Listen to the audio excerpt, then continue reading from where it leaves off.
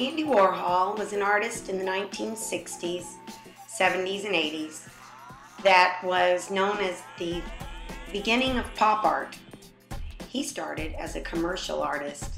He worked for magazines such as Harper's Bazaar, creating illustrations to go along with their articles. But he wanted to be a real artist. He wanted his art to be accepted by those he considered artists, not just an illustrator. One of his famous quotes is, "In the future, everybody will be world famous for 15 minutes." He was intrigued by fame, creating many portraits of celebrities. His true background was in printmaking, screen prints. He did Jacqueline Kennedy, Elvis, and the landing on the moon. The 60s was an interesting time for movies and pop culture. He lost his hair when he was 25 and began wearing a wig, creating this celebrity portrait of himself. His studio was in New York City, and he called it the Factory, employing many other artists to help him creating many prints of his work.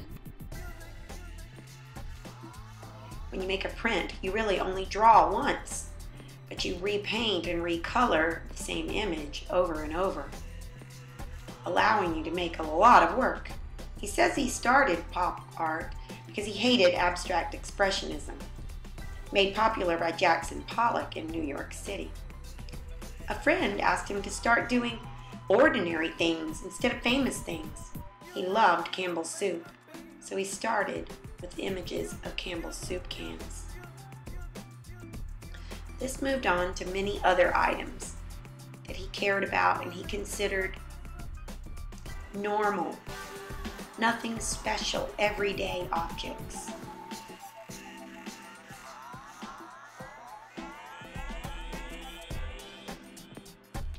Andy Warhol was shot in front of his studio when he was only 58 years old.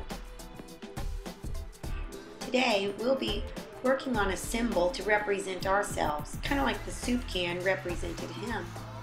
These are some student examples. Be thinking about a symbol to represent you.